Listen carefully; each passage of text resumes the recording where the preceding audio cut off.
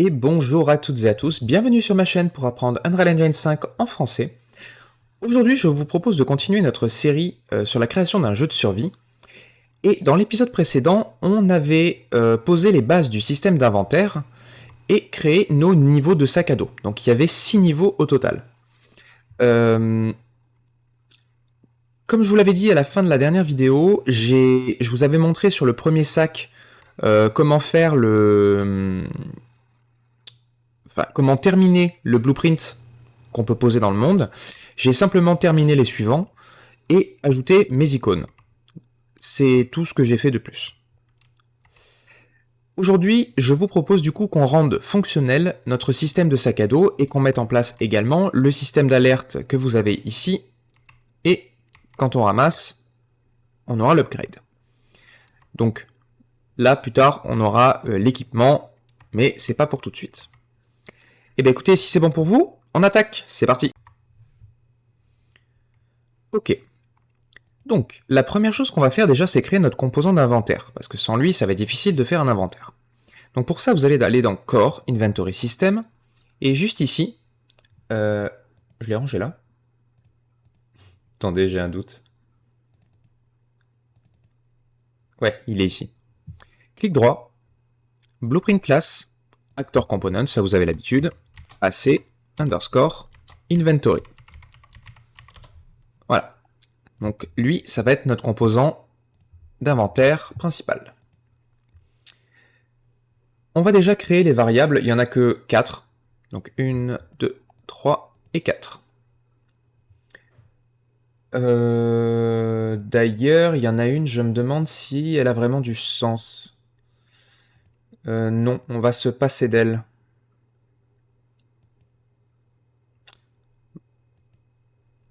Ok, je vais pas créer la quatrième, on verra s'il y en a besoin. Alors, la première, c'est max inventory slots. Donc ça, c'est le nombre maximum de cases d'inventaire qu'on va avoir. Et je vous rappelle, cette valeur-là, elle est définie dans nos sacs à dos. Enfin, par nos sacs à dos. Donc on va s'occuper juste après de créer la fonction qui permet d'utiliser les caractéristiques de nos sacs à dos, donc de nos blueprints et de la data table, pour remplir cette valeur dynamiquement en fonction du sac équipé. Ensuite, il va y avoir les inventory slots, donc les slots eux-mêmes, avec leur contenu. Donc pour ça, on avait créé une structure exprès, st slot, je l'ai appelé inventory slot, c'est ça? Ouais. Inventory slot data. Et c'est un tableau, puisque du coup, une structure par slot. Et la dernière chose, c'est une variable qu'on va appeler current backpack. J'ai déjà oublié son type à celle-là.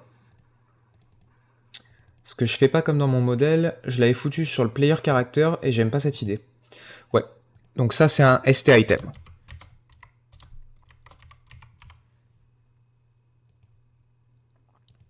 Voilà.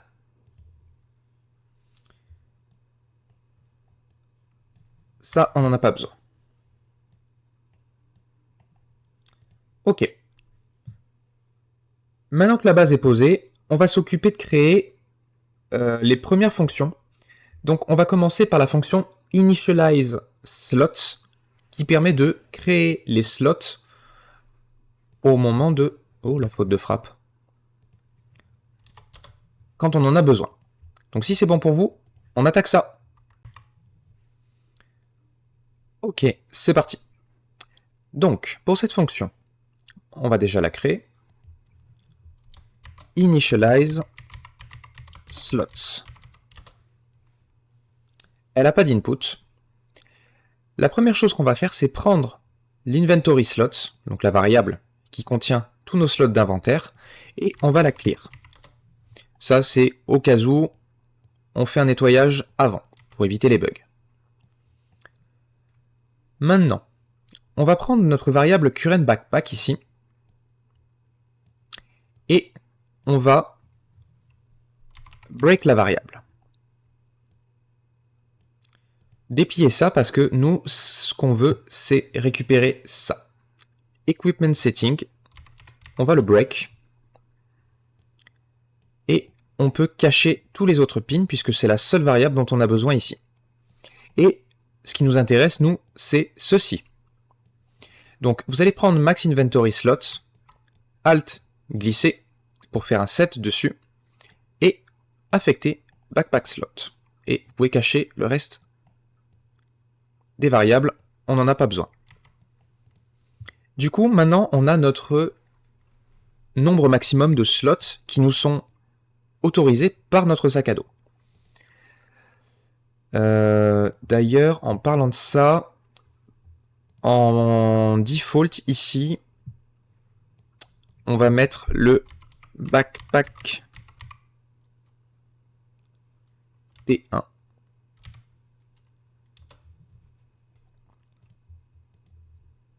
Et il faudra faire une micro-fonction dans le begin play, mais on verra ça après. Maintenant, ce qu'on doit faire, c'est boucler sur toutes les... Pardon, pour chaque slot, on doit créer un slot vide, puisque cette fonction, on ne l'appelle qu'au début. Donc pour ça, on va faire un for loop.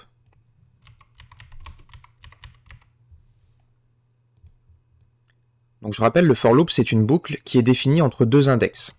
Un premier index et un dernier index. Le dernier index, en l'occurrence, c'est notre max inventory slot moins 1. Pourquoi? Puisque je rappelle, les index, ça va de 0 à 1 et pas de 1 à x. Ça va de 0 à x, pardon, et pas de 1 à x. Donc il faut toujours réduire de 1. Maintenant, on sait combien d'itérations on va avoir besoin de faire, et maintenant il faut créer les slots. Donc pour ça, c'est très simple. Vous prenez la variable inventory slots, dessus vous faites un add,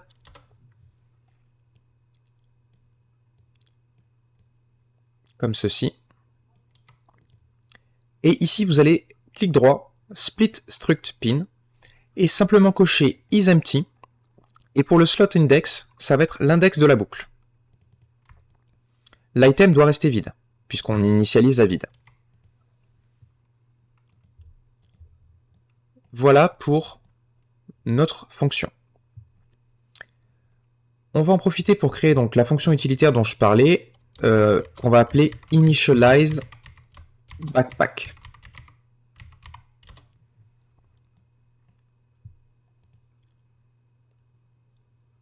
Ou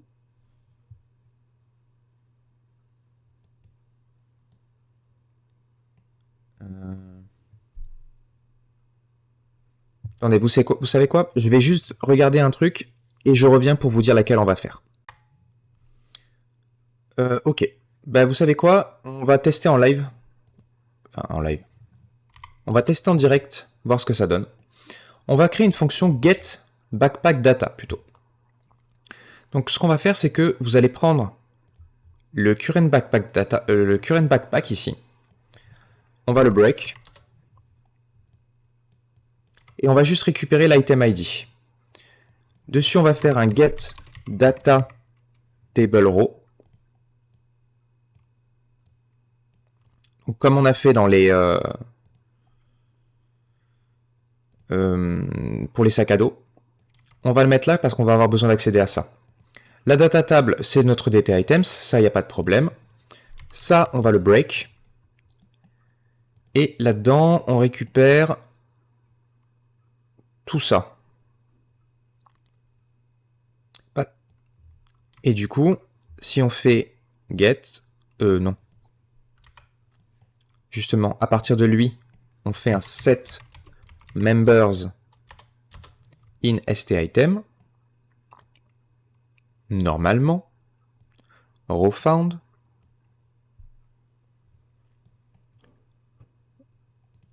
Que on déplie ça. Qu'on active tout.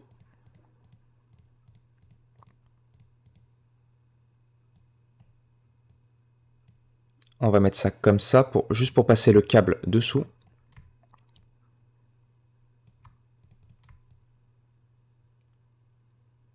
Là. et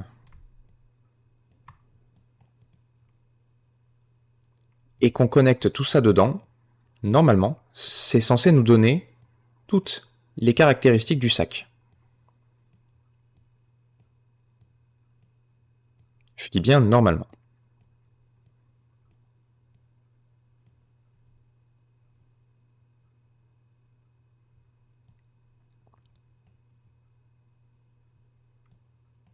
Et du coup, on set le current backpack avec ça.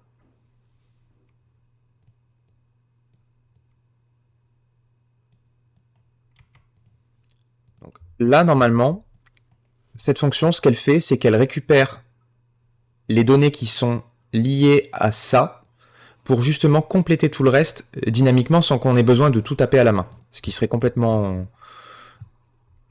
insensé. L'avantage de ça, c'est qu'on peut l'appeler de n'importe où. D'ailleurs, ce serait même pas get en fait, ce serait set backpack data pour remplir les données de notre current backpack. Donc du coup, dans initialize slots, ici, on ne pourra pas avoir ça tout de suite, donc il va falloir faire ça d'abord. Donc il y a juste une ligne, une fonction à rajouter au milieu.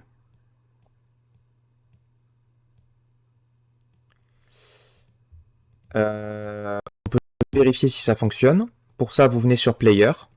On va ajouter notre composant dessus. Donc add AC inventory. OK. Compile save. Et ce que je vais faire, c'est que dans le begin play du AC inventory, je vais simplement appeler initialize slot. Compile save. Et si je mets un debug, par exemple, dans initialize slot,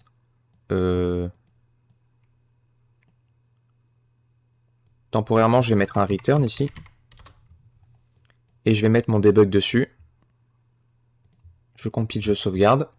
Si je fais play, voilà, ça stoppe sur le return, donc ça veut dire que tout a tourné. Donc normalement, là, l'inventaire, il est plein.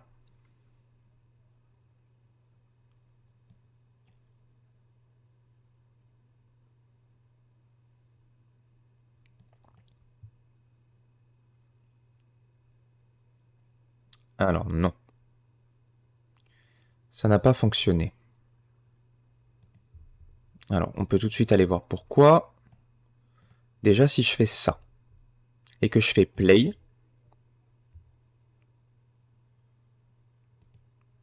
l'item ID, c'est bien ça. Ah oui, donc il a quand même récupéré quelque chose. Ah bah non, il a rien récupéré du tout.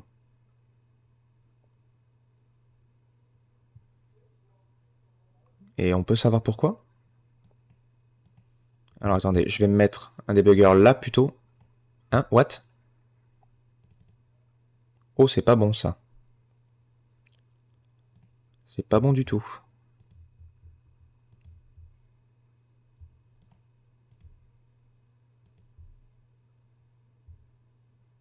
Bon, bah je vais regarder ce qui se passe. Allez, dessus. Ok, je l'ai. En fait, c'est rien. Vous voyez, c'est exactement ce que je disais dans la vidéo précédente.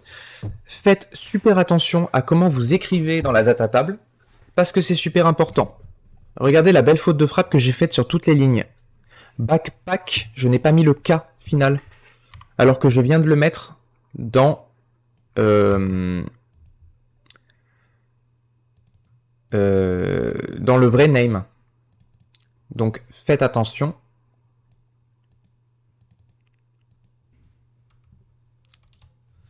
Alors ça c'est très chiant, merci. Donc pour pas que ça arrive, copier-coller. J'aurais dû faire attention. Donc il faut que je les change dans mes row names. Et je vois que l'erreur, je l'ai aussi sur les item ID. Là, je l'ai corrigé, mais pas là.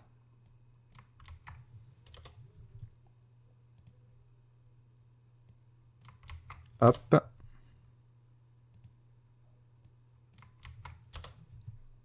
Voilà. Ok. Ok. J'enregistre ma data table. Je reviens dans mon AC Inventory et dans mon current backpack, dans le doute, je vais copier, coller, mettre le 1, compile, save. En gros, ce qui se passait, pourquoi ce debugger-là n'arrivait jamais? C'est parce que du coup, on tombait tout le temps dans le row not found, puisqu'effectivement, il n'avait pas de bon row name. Et là, si je fais play, vous voyez que ici, maintenant, oui, ça va, voilà. Maintenant, je rentre ici, et si je déplie là, vous voyez que j'ai bien mes données qui sont apparues. Donc, j'enlève les debuggers qui sont là, je fais play. Si je regarde ici, j'ai bien 7, parce que je rappelle, il y a 8 slots dans le backpack T1, donc moins 1, ça fait bien 7, donc 8 itérations, et si je viens ici, en posant ma souris dessus, vous voyez, j'ai bien 8 slots qui ont été créés. 8 slots vides. Donc on est bon, c'était le but. Je stoppe ça, je vire ça, je compile, je sauvegarde. Donc là, on a une initialisation qui est bonne et qui utilise bien nos datas.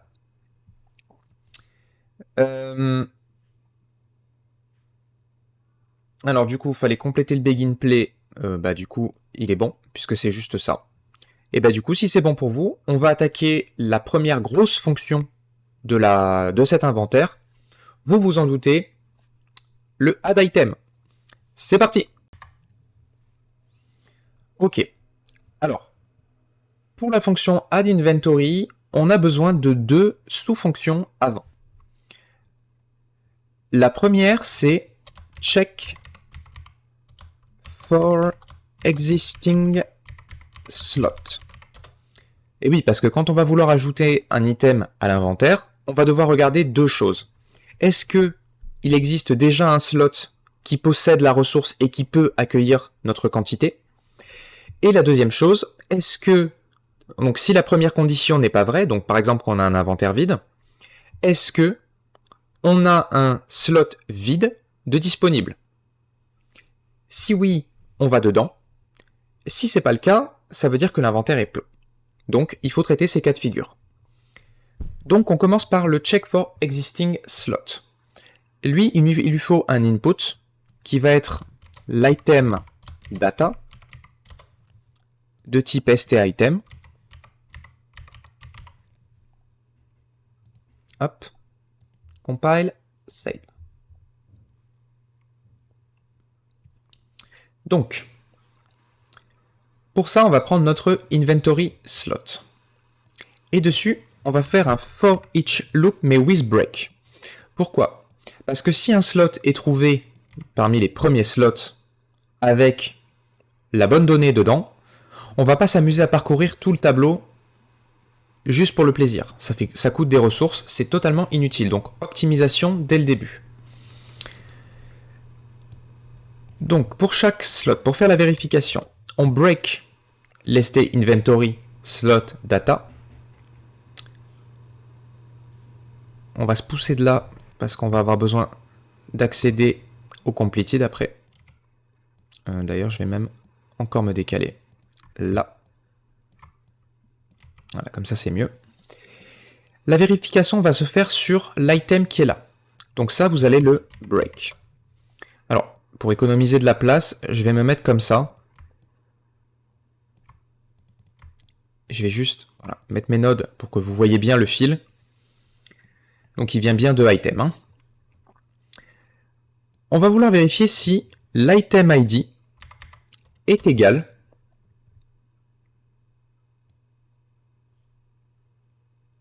on va se mettre là. À l'item ID qui va venir de là. Donc on va break celle-là aussi. Et on va déjà faire une vérification sur l'item ID.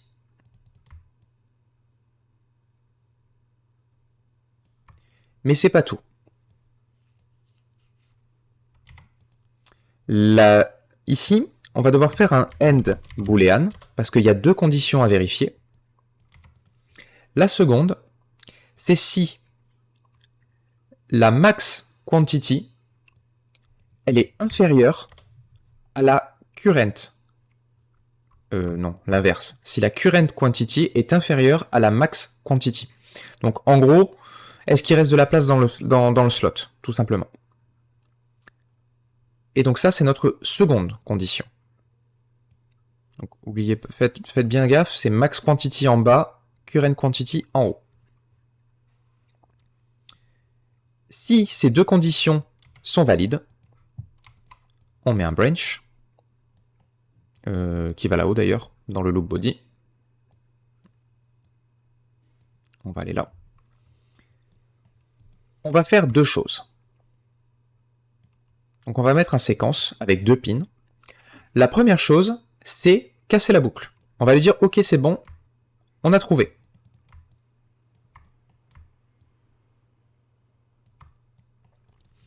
Et la deuxième chose, c'est stopper la fonction. Lui dire, ok, tu t'arrêtes là maintenant, c'est bon, t'as fait ton travail. Donc pour ça, on va ajouter un return node avec un output qui va être le slot, deux outputs même. Slot available, qui va être un booléen pour dire est-ce qu'il y en a un ou pas. Et le second, c'est le slot index. Donc de type integer pour donner l'information à notre fonction addItem qui va arriver. Voilà le slot dans lequel il faut que tu ranges ton truc. Dans le cas du completed, la seule raison pour laquelle on arriverait là, c'est si on n'a rien trouvé.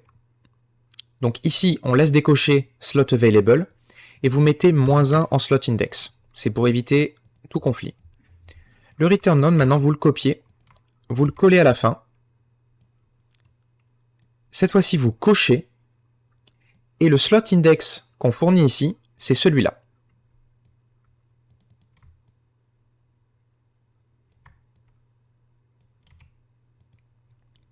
Voilà. Donc ça, c'est la fonction. Bon, et là, il y a l'input, mais si vous voulez recopier proprement, je vous le laisse comme ça sur l'écran, ce sera plus simple. D'ailleurs, ici, vous pouvez hide unconnected pin. Et ici, on peut cacher le isEmpty, on n'en a pas besoin.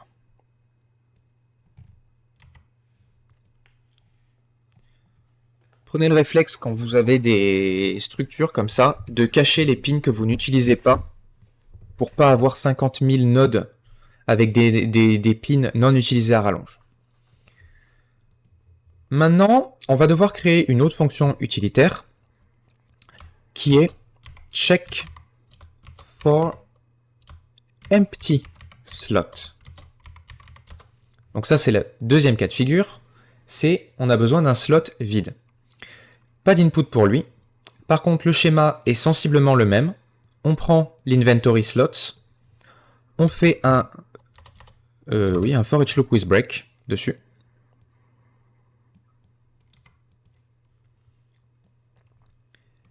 On break le result.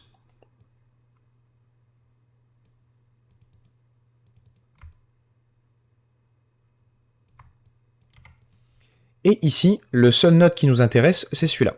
C'est le isEmpty. Oui, d'ailleurs, je sais pas pourquoi je me casse la tête comme ça. Il suffit de l'emmener là. Ramener ça un peu par là. Connecter le isEmpty là-dedans. Et on économise de la place.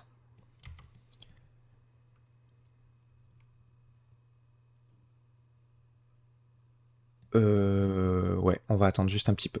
Donc ici, si c'est true, on passe tout de suite sur le séquence. Elle est plus simple. Le Zen0 vient casser la boucle pour dire ok, c'est bon, on a trouvé. Et on envoie ça ici. On va créer un return qui va être exactement le même qu'avant. Empty slot available boolean et le slot index de type integer. Ça, on le met ici dans le cas où on n'a rien trouvé. moins 1 à nouveau. Et ici, comme tout à l'heure, true et le slot index. Et ici, on peut cacher le item, puisque on n'a pas besoin de vérifier quoi que ce soit, puisqu'il est censé être vide. Hop là. Voilà pour check for empty slot. Elle était assez facile. Alors, ce que je vous propose, c'est de ranger déjà les 4 fonctions qu'on a ici. Donc, pour initialize slot et set backpack data, on va les mettre dans initialize ou inventory initialization. Donc pareil pour cette backpack data. Hop. Et ces deux-là, on va les mettre dans utils. Rangez-les parce que croyez-moi, il y en a un paquet des fonctions et ça va vite foutre le bordel. On va maintenant créer du coup la fonction add item. Et on va tout de suite la ranger dans main functions. Puisque c'est une fonction principale. Alors, celle-là, c'est une usine à gaz. Croyez bien que j'en suis navré. 2 inputs. Le premier, c'est l'item ID. Bah d'ailleurs, je vais le mettre en deuxième, vous savez quoi, juste parce que ça me fait plaisir. Donc de type name. Et le premier, c'est l'item... item amount, de type integer. Donc ça, c'est le montant qu'on veut ajouter. Vous allez prendre le item amount ici, et vous allez faire promote to local variable. Et cette variable locale, on va l'appeler L underscore amount to add.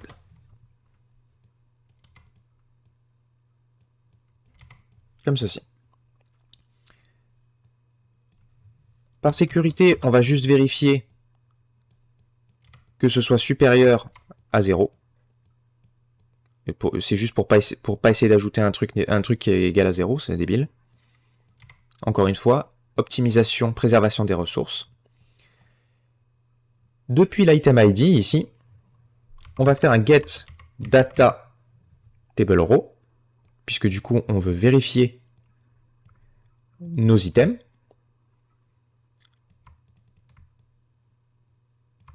Comme ça. On choisit dt item dans la table. Et ça, promote to local variable également. Et celle-ci, on va l'appeler L underscore item to add. Donc c'est les données de l'item to add.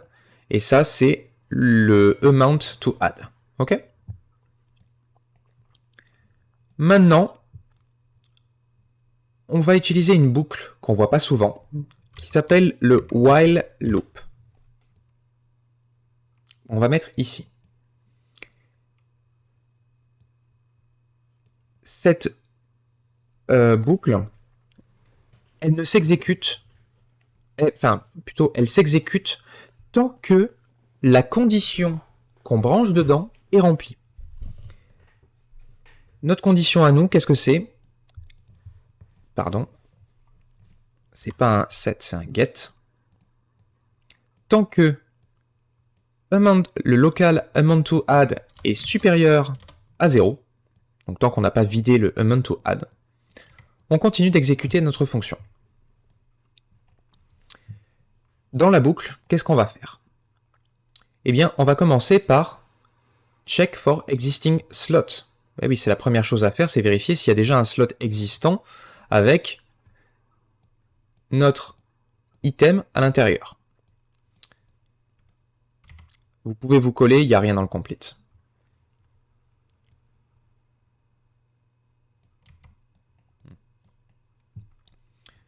On va mettre un branch dessus.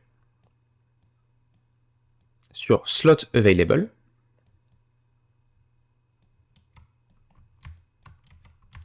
Ça m'a tout décalé, c'est chiant. Voilà, merci. Et là, on va traiter deux cas de figure. Est-ce qu'on a un slot existant? Et quand c'est pas le cas? Donc on va commencer par, est-ce que le slot existe déjà?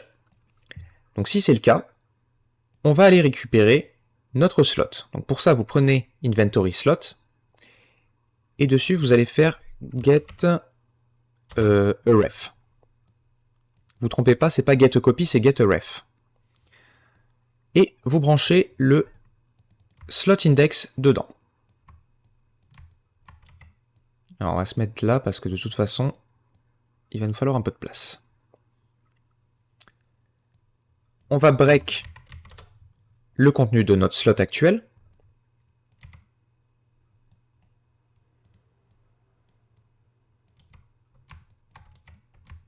Arrête de me casser les brûles. Voilà, merci.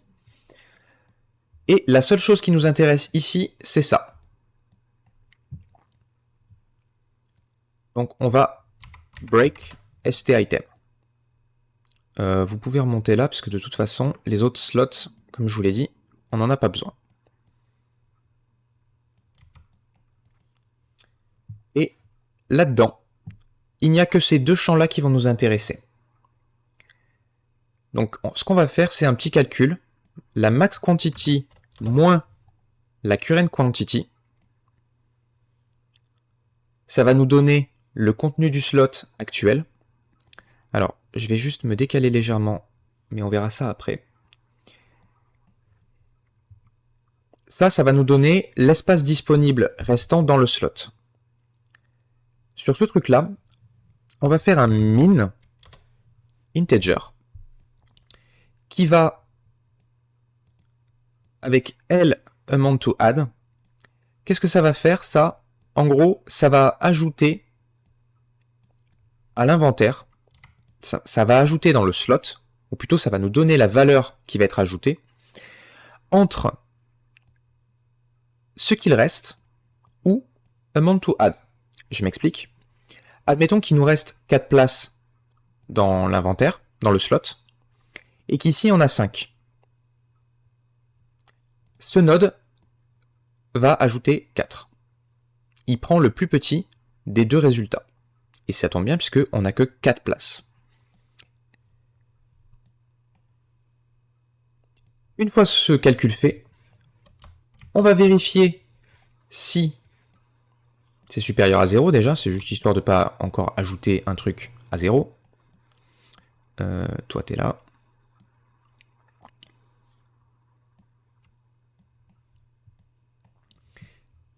Si c'est bon,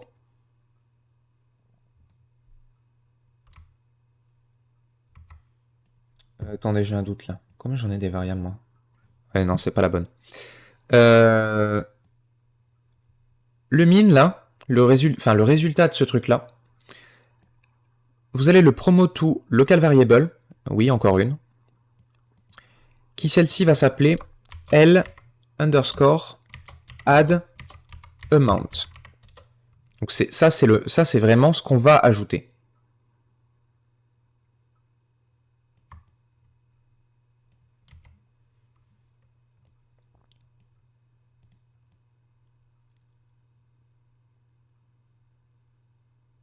Alors toi, tu vas te mettre là parce que tu vas me casser les pieds au milieu. On va avoir besoin de passer au-dessus, hein, c'est pour ça que je fais ça. Ok. Maintenant, on va prendre la current quantity et on va du coup lui ajouter réellement, maintenant, cette fois-ci, la valeur ici. Vous pouvez ajouter le slot add amount directement si vous voulez. Et vous allez partir d'ici, donc le premier break, et vous allez faire un set members in st item. Donc on va reconstruire le slot.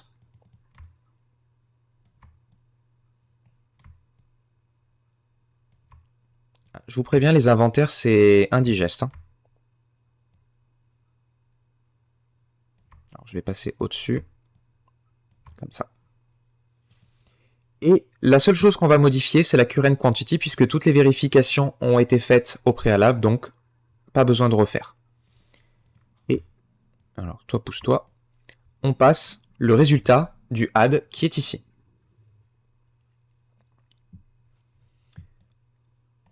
Une fois que c'est fait, depuis le get, ici, vous prenez le pin, vous tirez jusque là, et maintenant on va faire un set members in st inventory slot data. Alors, si vous l'avez pas, ça, quand vous tirez le pin, c'est parce que là vous avez fait un get copy et pas un get ref. Donc c'est pour ça que je vous ai dit tout à l'heure, ne vous trompez pas. On va passer par au-dessus de tout le reste.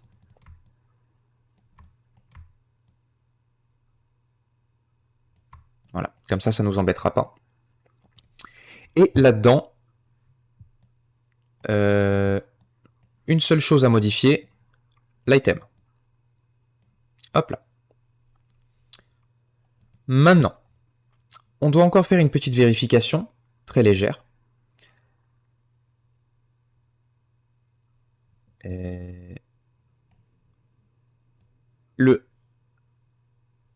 C'est pas le bon.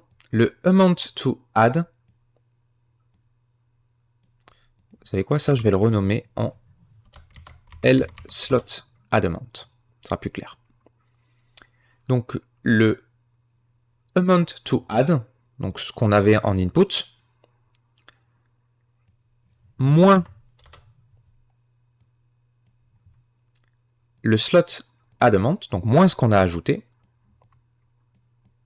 ça va nous donner la différence de ce qui nous reste à affecter. Enfin, s'il y a un reste déjà. Du coup, on peut set à nouveau le amount to add, puisque du coup, il a changé. Petite vérification, est-ce que c'est supérieur ou égal à 0? Branch.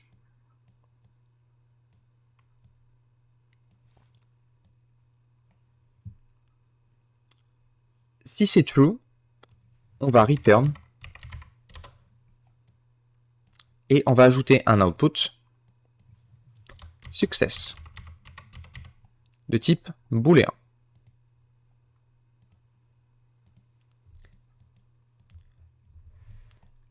Donc, avec cette partie-là de la fonction, ce qui va se passer, c'est que tant qu'il y a des slots existants, le slot add amount, enfin le slot index, le L amount to add qu'on a set au tout début, il va tourner jusqu'à se vider dans tous les slots existants.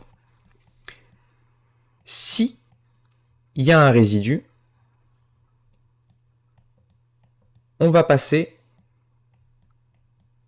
donc qu'il n'y a plus de slot existant mais qu'il y a un résidu, on va tomber là-dedans. Au prochain passage de la boucle, on va tomber là-dedans. Alors du coup, ce qu'on va faire, c'est que déjà, on va fermer les pins qui servent à rien. On va remonter tout ça. Et je vais juste mettre un reroute node ici. Voilà. On compile et on sauvegarde déjà. Ok. Alors maintenant, pour la partie false ici, on va utiliser notre deuxième fonction utilitaire qui était check for empty slot. J'ai quelqu'un qui m'embête là? Oui. Donc on va se mettre là.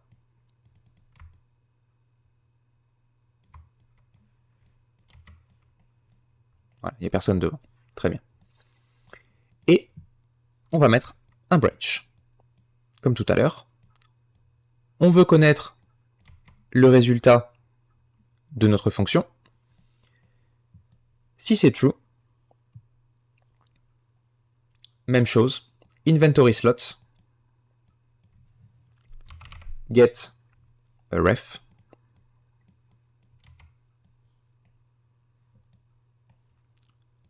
au slot index.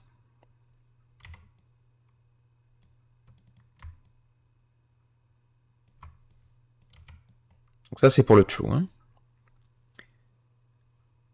On va prendre le item to add, donc les données qui sont là, qui sont issues de la data table. On break.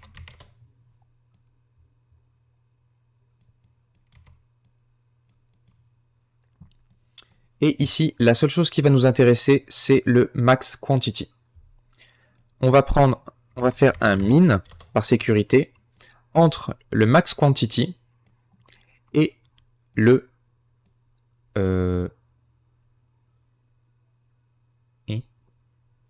amount to add, pardon.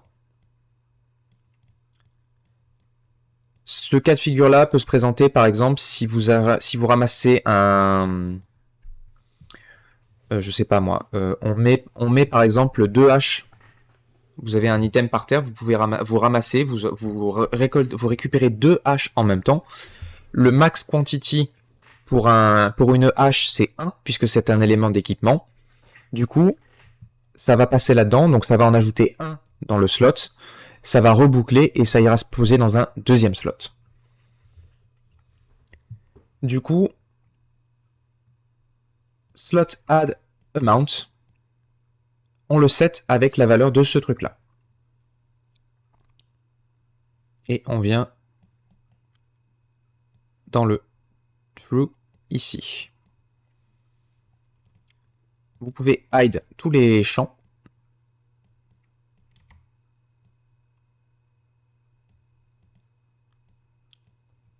Bon, ça ira bien. Oui, puisque de toute façon, après, il faut passer dessous. Donc, ok, on va rester comme ça. Voire même, vous savez quoi? Je vais légèrement avancer ça. Voilà. Maintenant, depuis le get ici, non, pardon. D'abord le item to add. Get item to add.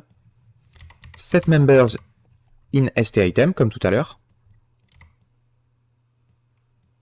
Hop.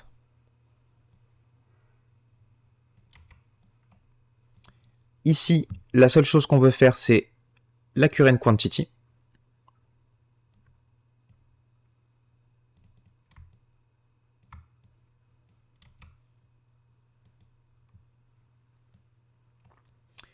Et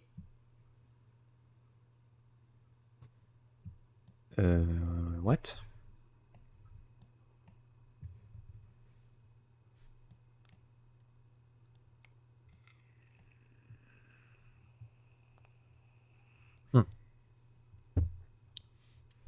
C'est ça. Depuis le get qu'on a ici, qu'on a récupéré ici, maintenant on fait un set members in st inventory slot data.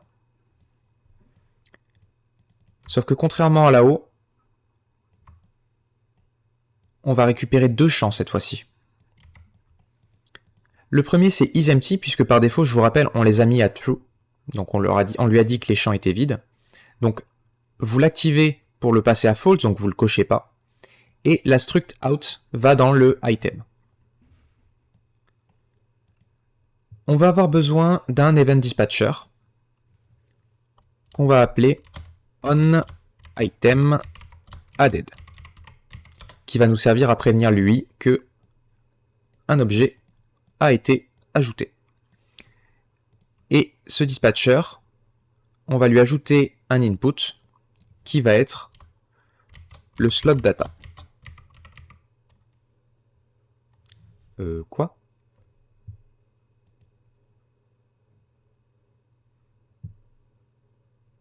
Oui, le slot data. De type st underscore alors inventory slot data. On connecte ça là, ça là. Maintenant, après, tiens d'ailleurs je l'ai oublié là-haut. Là. On va décaler légèrement là.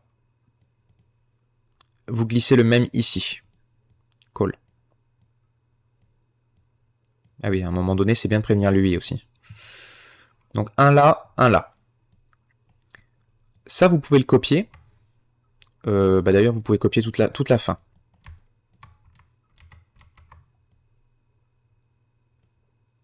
Hop là.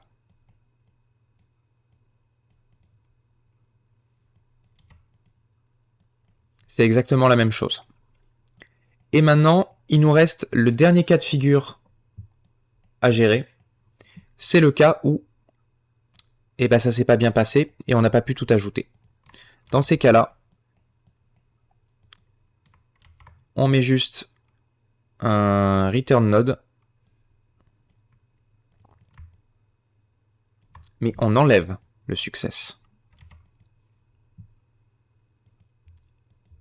Et non, on ne gérera pas ici le cas de figure où l'inventaire est plein.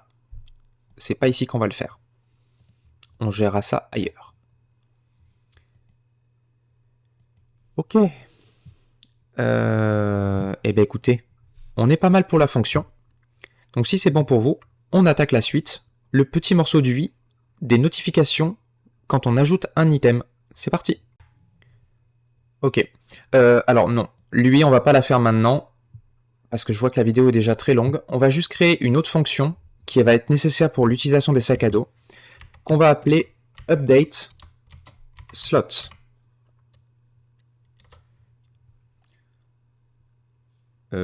Slot, non, slot ce. C'est update slots. Et ça, on va le mettre dans les...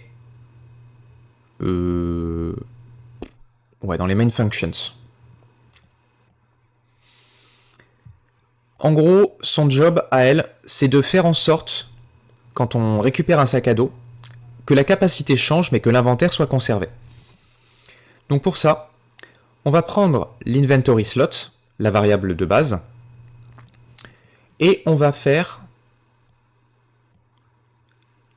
promote to local variable. Et ça, on va l'appeler old inventory. Vous pouvez même mettre un L devant, L underscore old inventory. Une fois que c'est fait, on fait un clear sur l'inventory slot. Donc vous trompez pas dans l'ordre parce que ça dégomme tout. Hein.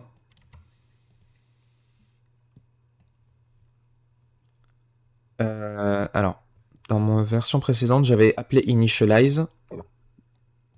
Ouais, du coup, on pourrait même se passer du clear. Il va set backpack data. Oui. Oui. Pas de problème. Et ensuite faire son micmac. Ok. Donc, on enlève le clear, pardon. Et on appelle directement... Je vais mettre là. On va appeler directement initialize slot. Puisque là, on risque rien, tout a été sauvegardé. Ensuite, on va vérifier la length, donc la longueur du tableau sauvegardé. Moins 1. Alors, subtract 1. Et on va faire un for loop. Qui, celui-ci, contrairement au précédent qu'on a appelé dans initialize slots, lui, son job, ça va être de remettre les données quand il y en a.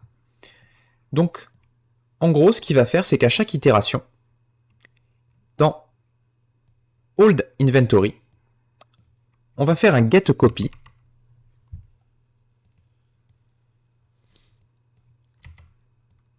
à l'index sélectionné. Il n'y a rien dans le complete, vous pouvez vous mettre là. On va break la struct pour récupérer les infos. Et faire un branch sur isEmpty. Le reste, on s'en tape.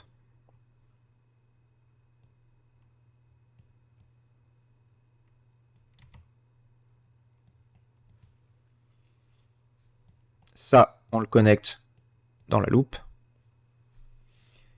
Et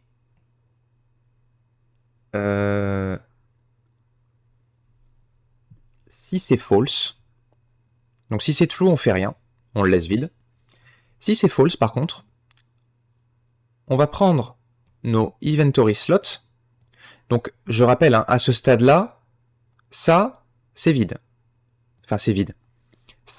C'est ça, le nombre de slots vides recherchés, désirés. Du coup, on va faire dessus un set array element. Dans le false, on a dit. Voilà. À l'index, là. Donc ça, on va descendre ici.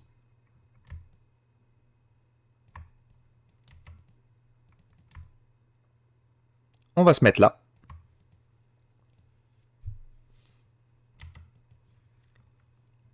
Et dans l'item ici, on va passer directement ceci.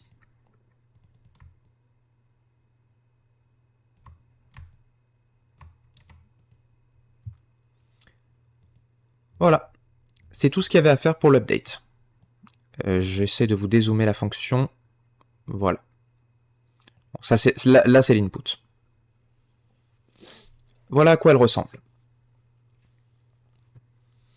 Eh bien écoutez, je pense qu'on va s'arrêter là.